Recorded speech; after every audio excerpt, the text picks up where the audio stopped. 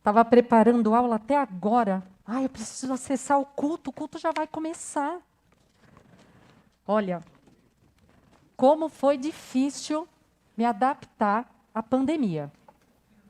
E para os meus alunos, confinamento para eles. Nossa, aquela relação aluno-professor ao vivo se perdeu. Ai, como foi difícil. O meu trabalho triplicou. Preparar o PowerPoint, depois gravar a aula, e aí dar aula ao vivo, e depois postar a aula gravada, porque aquele aluno que não conseguiu acessar, ele tem que ter uma chance, né? Nossa, muita coisa, foi muito difícil. E a câmera fechada? Nossa, a câmera fechada, pastor, nossa. Você não sabe se o aluno está dormindo, você não sabe se ele está prestando atenção. Na hora que você faz chamada, às vezes ele responde, às vezes ele demora uns 5 minutos para responder. Quer dizer, está acordando, né? Nossa, difícil. Eu não sei. E agora que voltou presencial? Nossa, voltou presencial, a gente não sabe se olha para o computador, para os que estão em casa, ou se olha para os alunos. Não sabe para quem olha, né? Muito difícil. E a internet cai, o som não funciona. Como manter o equilíbrio com tudo isso? Como manter a esperança?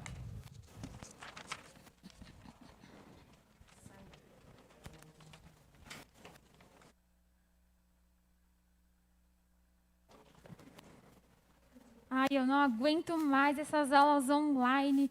Olha só, eu não consigo prestar atenção em nada. Toda vez que eu vou tentar tirar uma dúvida, alguém vai lá e me interrompe. A internet vai lá e cai. Fora que sempre acontece alguma coisa que me distrai, né? Ai, olha, e agora que tudo está voltando? Ai, que medo de voltar. Será que é seguro? Eu acho que eu vou desistir. Ai, eu não tenho mais esperança.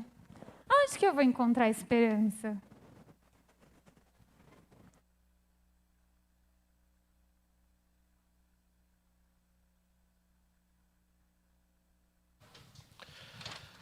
Ai, meu Deus, contas e mais contas, cada vez chegam mais. Eu consegui aproveitar um bom momento de ampliar meu negócio. Fui no banco, fiz um bom financiamento, condições maravilhosas, tudo expandindo. De repente vem uma pandemia. Caem os negócios, somem os fregueses, as contas continuam, o financiamento continua. Deus tem sustentado, a gente tem trabalhado, mas cada vez mais está ficando difícil. E eu não sei até quando aguentamos. Não consigo imaginar de onde pode vir a esperança para resolver essa situação.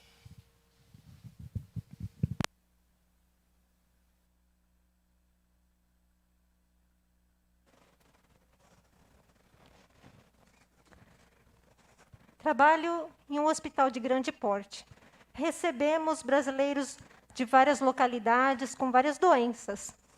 Eu acreditava que nós éramos brasileiros preparados para agir em todas as situações. Mas este vírus mudou meu conceito. Vimos que precisávamos nos adaptar a coisas novas.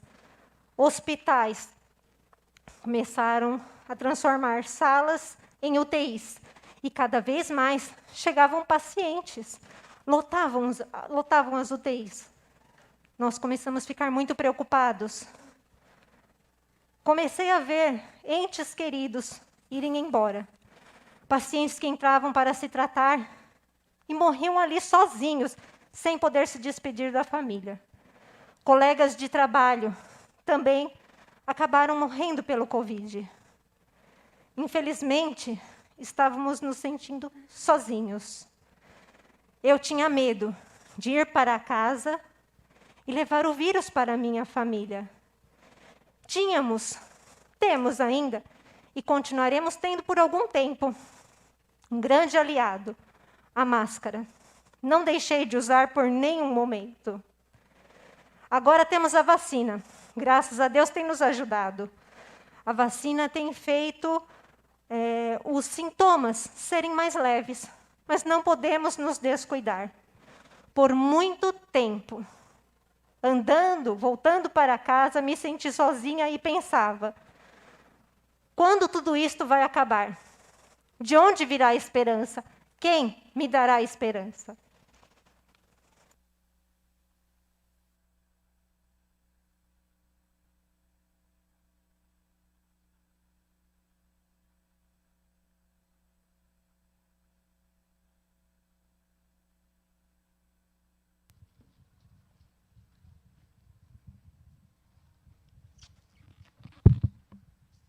No Evangelho de João, no capítulo 6, nós encontramos Jesus Cristo vivendo num mundo também desesperançado. Crises, principalmente na região onde ele estava, pessoas cansadas da opressão de um governo estrangeiro, que era o governo romano, pessoas querendo e anelando por um libertador, e acreditando que viria o Messias, que nós conhecemos como Cristo, para fazer isto.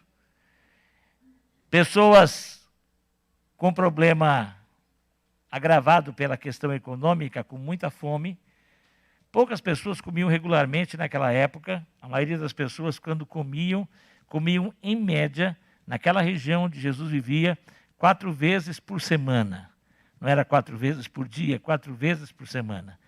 O problema da fome era gravíssimo. Quando Jesus realiza o primeiro milagre da multiplicação dos pães, ele está levantando uma expectativa enorme. Aí chegou a nossa solução. Aqui está o nosso Messias.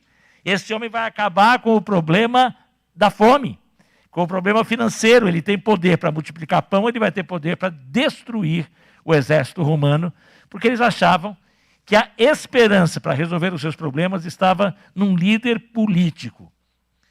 Estaria em acabar com a fome física, que isto saciaria as questões todas deles.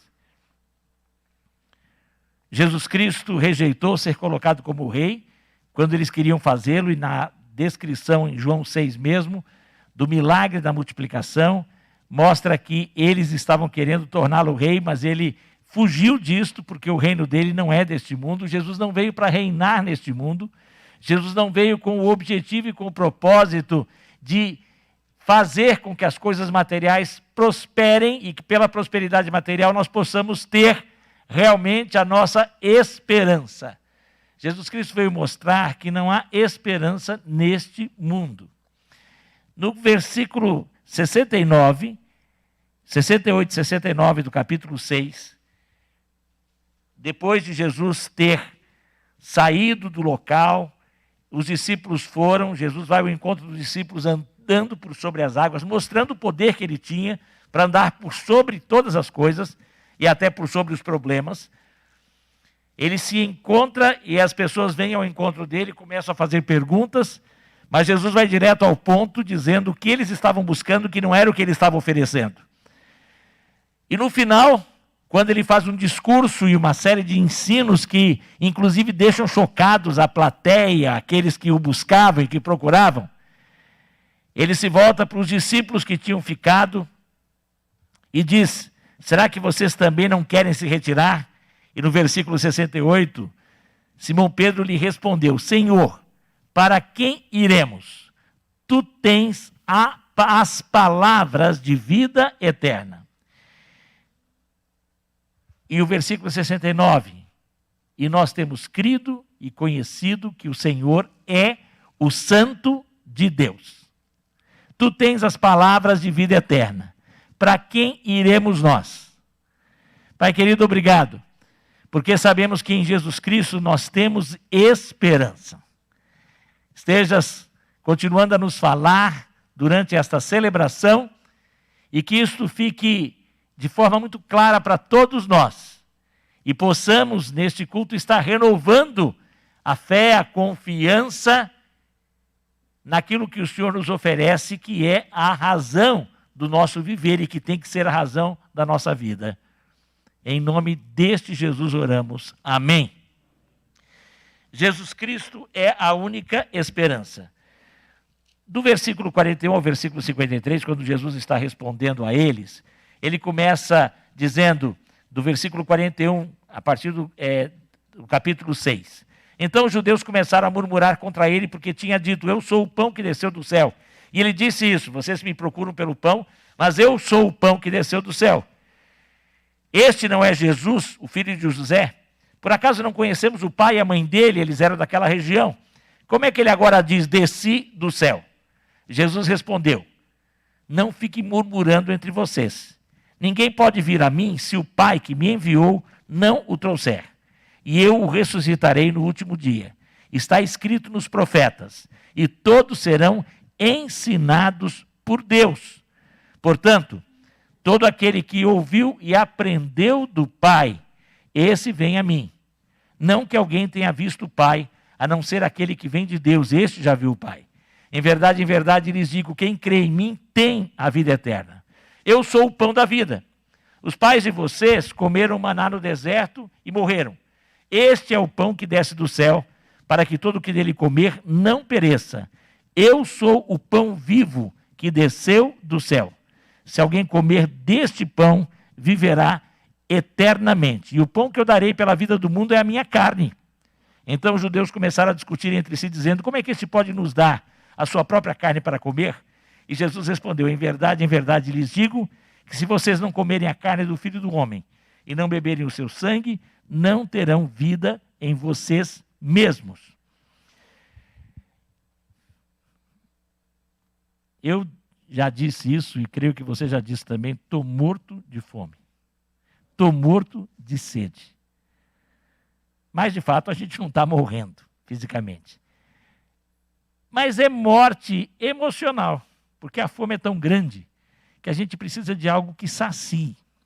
E, às vezes, um pedaço de pão pode saciar, um líquido qualquer pode matar a sede, mas a gente sempre quer algo mais. Porque, na verdade, toda a fome que a gente tem envolve um aspecto emocional. Já viram propaganda de restaurante dizendo assim, venha ter uma experiência incrível?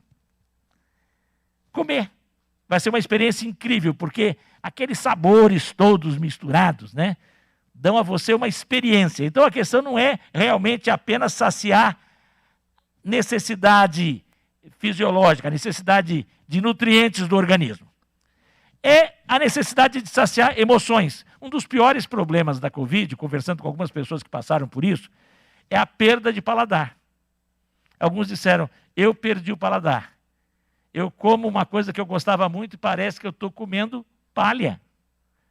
Parece que eu estou comendo nada. Bem, tem algum paladar, porque está sentindo o sabor de palha, né? Não deve ser. Mas é uma sensação insonsa. E isto é terrível, a pessoa se alimenta. Agora, o paladar é até para a gente poder realmente adquirir os nutrientes necessários. A gente precisa ter isso. Mas não ter paladar, a experiência é ruim. E muito ruim. Perdeu o olfato, mas o paladar é pior. Porque, na verdade, nós precisamos saciar não apenas a necessidade de nutrientes para a subsistência deste organismo, mas temos sempre de saciar emoções. A grande fome que o ser humano tem e a sede que ele tem é de algo que sacie as suas emoções, de algo que sacie a sua alma. E quando Jesus Cristo diz que Ele é o pão da vida, e Ele diz que a gente tem que se alimentar dEle, Ele quer dizer isto. Ele sacia, de fato, as nossas necessidades mais profundas, que vão além da fome física. Ele sacia a sede e fome da alma. Mas para isso, Ele mesmo disse, você tem que mastigar dele. Você tem que comer da sua carne. Isso vai assustar os discípulos. Eles pensaram que Jesus estava pregando antropofagia, canibalismo. Acharam isso. Porque havia religiões naquela época que comiam seres humanos. Religiões pagãs, como até hoje ainda existem. Mas o que Jesus Cristo estava ensinando não era nada nesse sentido, mas no sentido de que ele iria deixar a sua carne ser totalmente rasgada e acabada, porque ele precisaria passar por aquele sofrimento. e beber do sangue, é que a vida dele, e a vida é representada pelo sangue, estaria sendo derramada, uma vida santa, e um corpo que só fez coisas boas e atos de amor. Isso estaria sendo doado para o perdão dos pecados. Mas nós teríamos que crer para ter a salvação, nós teríamos que nos alimentar, ou seja, nos alimentar de Jesus. Você tem se alimentado de Jesus? Eu creio que a maior parte das pessoas que estão aqui, que estão em casa, já tiveram uma experiência e já convidaram Jesus para entrar nas suas vidas. Aleluia por isso. Domingo que vem, sábado que vem, à noite, domingo de manhã, celebraremos a ceia do Senhor. Quando nos lembramos de que assim como ingerimos os alimentos, o pão e bebemos do suco da videira, nós também um dia colocamos Jesus dentro de nós. É disso que nos lembramos. Nós não estamos colocando Jesus de novo. Comer a carne de Jesus e beber o sangue de Jesus não é comer um pedacinho de trigo qualquer. De forma alguma, Jesus Cristo, na ceia, se torna a carne, ou no pão ele vira carne, ou no suco de uva ele vira vinho. Não. Isso não existe. É uma doutrina que criaram chamada transubstanciação. Que aquilo se transforma. Isso não é bíblico. E Jesus mais tarde vai dizer as palavras que ele, aqui mesmo nesse texto, as palavras que ele diz são espírito e vida, e tem que ser lidas no sentido espiritual. Mas Jesus Cristo está mostrando que você tem que se apropriar da vida dele. Você tem que digerir Jesus. Você recebeu Jesus, você tem se alimentado de Jesus, ou seja, você tem refletido nas palavras de Jesus, ouvido dessas palavras no estudo diário da Bíblia, Não apenas leitura, mas ler e refletir.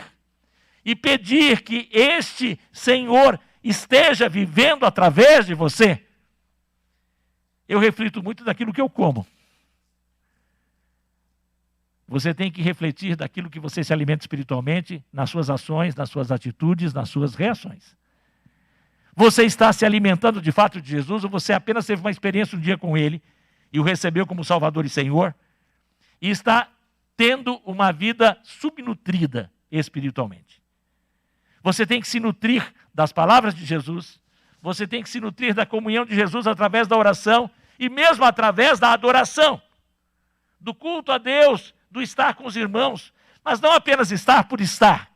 Por isso que eu nunca digo, quem está em casa, que você está assistindo o culto. Você não pode assistir o culto. Nem aqui você pode assistir o culto.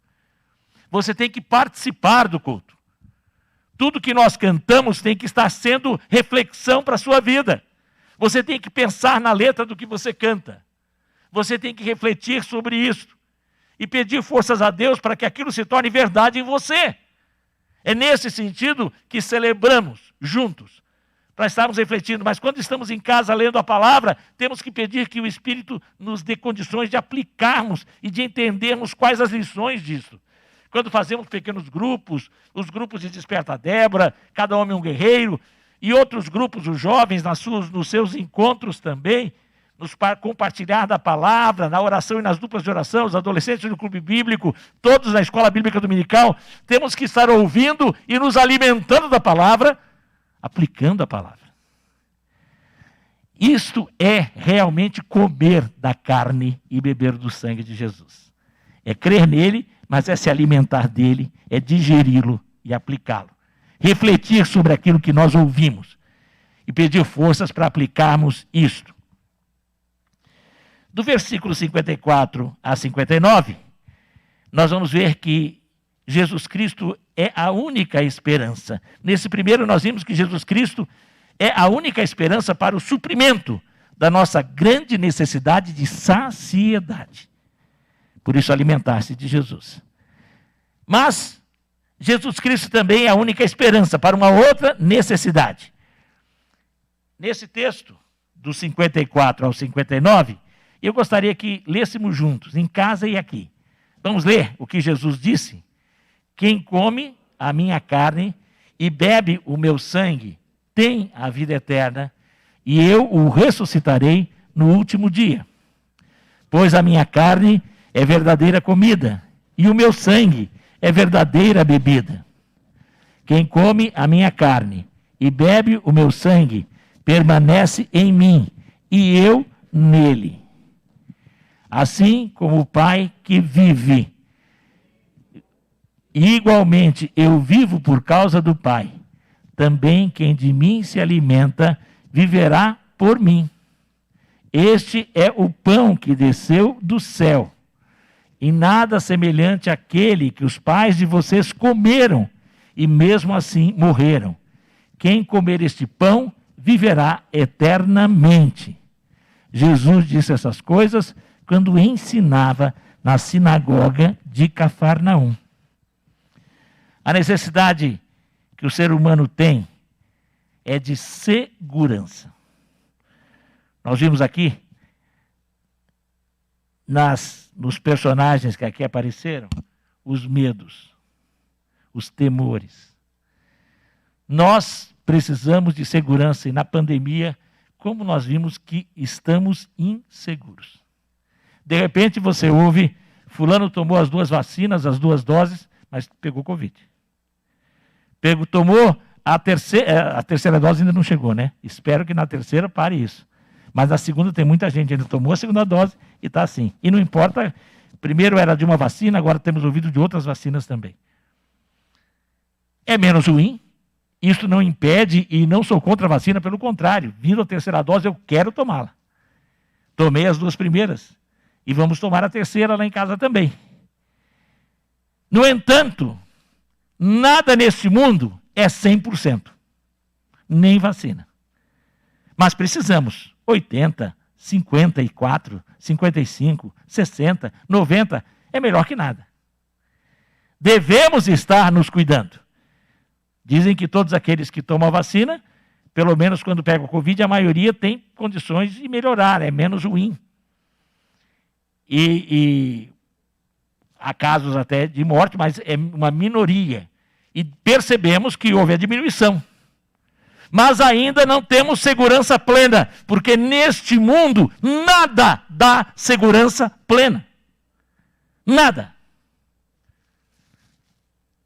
Quando falamos sobre saciar a fome, normalmente, quando se faz um estudo sério de número de suicídios, no mundo, os países onde o índice de suicídio, e isso é claro que percentualmente, é maior, são nos países mais ricos.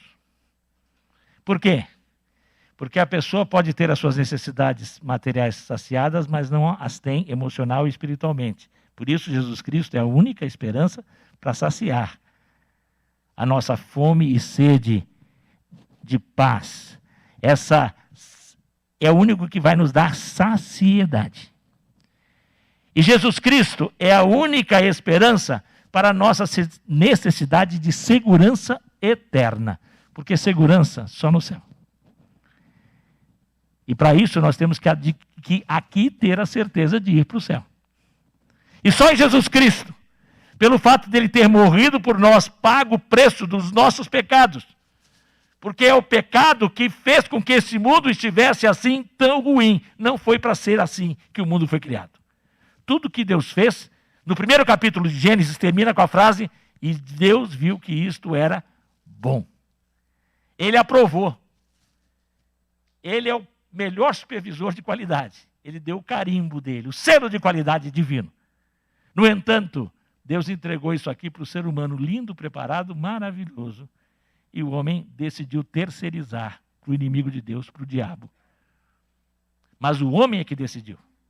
A culpa é do diabo? Não, a culpa foi do homem que aceitou a oferta do diabo. E deixou de confiar em Deus. E isso até hoje. E estamos até hoje colhendo as consequências. E este mundo jaz no maligno. E neste mundo não teremos segurança. Nunca. Jesus Cristo é a única esperança para a necessidade da segurança eterna. Ele é a única esperança para a necessidade de saciedade. Ele é a única esperança para a necessidade de segurança eterna. E continuando, Jesus ainda continua. No texto que nós lemos também, e ele fala aos discípulos, e aí ele afirma claramente que ele já tinha dito que tinham que comer e beber, e muitos dos seus discípulos, ouvindo tais palavras, não entenderam, disseram, duro é esse discurso, quem pode suportá-lo? Mas Jesus, sabendo por si mesmo que os seus discípulos murmuravam a respeito do que ele havia falado, disse-lhes, e os discípulos não eram os 12. Era aquele grande número de discípulos que ele teve. No fim ele fica com 70, 72, mas tinham outros que o seguiam. Isso escandaliza vocês?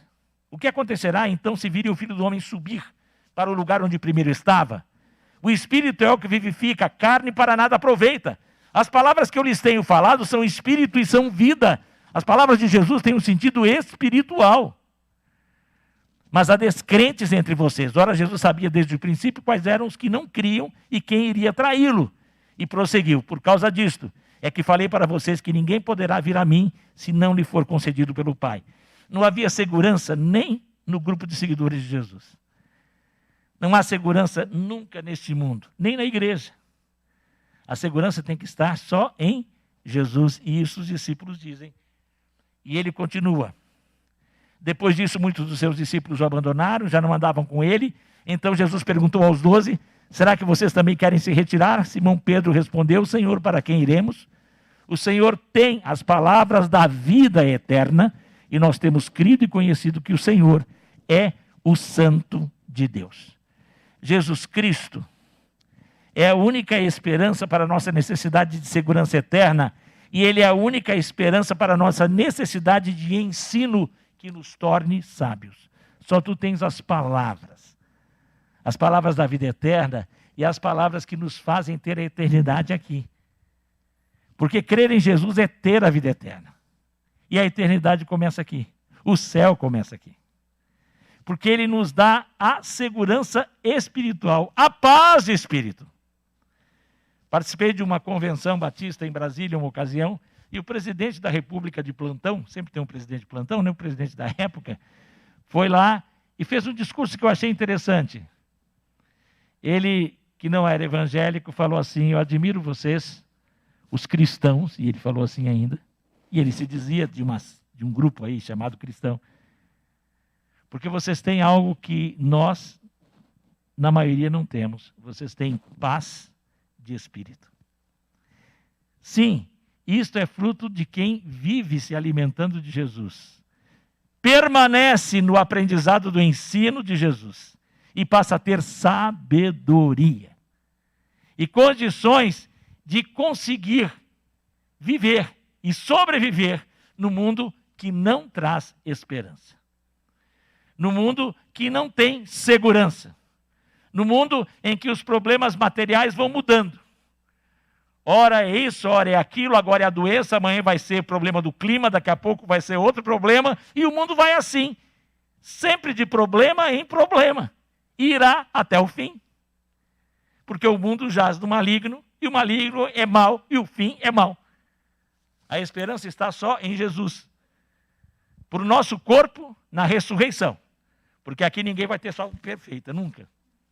Pouco antes da pandemia, falava-se muito de descobertas científicas, de métodos que estariam levando o homem a viver em pouco tempo, com qualidade de vida até 200 anos. Eu cheguei a ver isso como capa de uma revista nacional. O homem está descobrindo a chave para viver com qualidade até 200 anos. Aí vem a pandemia, vem o coronavírus que ninguém sabe de onde veio, mas está aqui, não importa de onde veio, ele chegou. E acabou com isso, quebra. Quem viveu na época dos anos 50, diz que quando descobriram a penicilina, 40, 30, 40, 50, não sei mais ou menos nessa época, primeira metade do século 20, quando se descobriu a penicilina, disseram, pronto, agora acabaram. Porque a penicilina vai fazer com que o homem viva mais de 100 anos. Porque ela vai conseguir, é o grande antibiótico. E agora já estão não sei em quantas inas da vida. Porque a penicilina já não consegue vencer as chamadas superbactérias. Por quê? Esse mundo está condenado. E esperança só em Jesus. Em Jesus Cristo. E temos nele a única esperança para o suprimento da nossa grande necessidade de saciedade. Vamos dizer isso? Jesus Cristo é a única esperança para a nossa necessidade de saciedade. Vamos dizer? Jesus Cristo é a única esperança para a nossa necessidade de saciedade. Jesus Cristo é a única esperança para a nossa necessidade de segurança eterna. Vamos dizer isso? Jesus Cristo é a única esperança para a nossa necessidade de segurança eterna. Jesus Cristo é a única esperança para a nossa necessidade de um ensino que nos torne sábios. Vamos dizer? Jesus Cristo é a única esperança para a nossa necessidade de um ensino que nos torne sábios. Jesus Cristo é a única esperança. E cada vez mais você tem que pedir que Ele renove em você. E à medida que você se alimenta dele verdadeiramente, digerindo da sua vida em você, pela palavra, pela oração, pela comunhão, pela adoração verdadeira, à medida que você louva e agradece, reconhece os seus pecados e crê que é pela misericórdia que você é salvo, você vai cada vez mais estar com certeza da vida eterna que você já tem, da salvação que você já tem. E à medida que você está pedindo a Ele, pelo poder do Espírito, que lhe dê sabedoria, você vai perceber que Ele lhe dá a paz que excede todo o entendimento. E mesmo no mundo sem paz, mesmo no mundo sem segurança alguma, mesmo no mundo em que cada vez surgem novas necessidades, podemos saber que Jesus Cristo é a única esperança. Não sei como você está hoje. Talvez você tenha tido uma semana que lhe aumentou a desesperança. Talvez algum parente que está passando por problemas, e não é só Covid que está matando, tem gente ainda tendo câncer, tem gente ainda com problemas outros, tem gente ainda com problema cardíaco, tem gente ainda com problema ortopédico. Tem tantos problemas que ainda existem, tem gente ainda lutando pelo emprego e com os problemas nos seus negócios. Tem gente ainda com os medos, volto ou não volto para a aula, como é que eu vou dar aula agora? Tem gente ainda com lutas dentro do lar. E a pandemia, quando fez todo mundo ficar em casa, fez aflorar muitos problemas que às vezes estavam meio que disfarçados e que tiveram que ser encarados e aumentar os problemas de relacionamento. Sim, não sei o que tem abalado a sua esperança. Feche os seus olhos e coloque para Ele o que tem trazido a você desesperança nesses dias. E creia que Ele é a única esperança para isto também. E diga: Senhor, só o Senhor, e espero em Ti. Coloque para Ele o seu problema. Não há problema grande demais que Deus não possa resolver. E não há problema pequeno demais que Ele não se importe. Jesus Cristo é a única esperança para os seus problemas. Mas se você não tem certeza da vida eterna, e as mortes que você ouve, tudo isso deixa você abalado, por você não saber para onde vai, Jesus Cristo é a única esperança para a sua segurança eterna, para a sua salvação eterna. Você tem que falar para Ele: Senhor, entre no meu coração. Eu creio que eu sei que sou pecador, mas creio que o Senhor me deu salvação ao morrer na cruz e derramar o seu sangue. Eu quero que o Senhor entre na minha vida. Fale isso para Ele também. Mas não importa qual é, diga: Senhor, renova a minha esperança. E coloca na mão dele o problema. Não importa o tamanho. Ele cuida, Ele está com você, se você está com Ele. Se não está, é hora de estar. Não sei se alguém aqui sente a necessidade de uma oração especial por algo. Fique em pé no seu lugar. Estamos de olhos fechados. Se você sente a necessidade de uma oração por algo que tem trazido preocupação a você, ansiedade, fique em pé agora. Nós vamos orar, intercedendo ao Senhor por isto. Pai bendito, Tu vês as vidas que se levantam na Tua presença. Tu sabes a necessidade de cada uma. Tu sabes aquilo que provoca desespero, desesperança. E mesmo sendo Teus filhos e filhas, estamos num mundo mau. E por vezes passamos por esses momentos de angústia, mas nós cremos que Tu és a nossa única esperança. E por isso pedimos, Jesus Cristo, que o Senhor renove a esperança para cada irmão e cada irmã, na área que tem necessidade.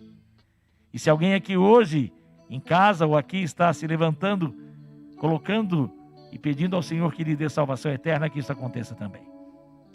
Mas aqueles que estão passando pelas lutas do dia a dia, talvez está desesperançado com a família, talvez desesperançado com a saúde, talvez desesperançado por causa da crise financeira, com medo em relação ao país, talvez desesperançado em relação ao futuro, ao que vai fazer agora, vou ou não vou para a escola, o que acontece que causa angústia, instabilidade emocional. Ó Senhor, cremos que o Senhor é a única esperança, e que desde já pelo poder do Teu Espírito, cada irmão e cada irmã possa sentir a renovação da esperança e a chama da certeza da Tua presença reacendida em cada coração, de que o Senhor tem solução para o problema, não importa o tamanho dele, e dá a paz que excede todo o entendimento. Agora comece, Senhor, e fortaleça durante toda essa semana, em nome de Jesus, amém. Glorifique a Deus, aplauda ao Senhor.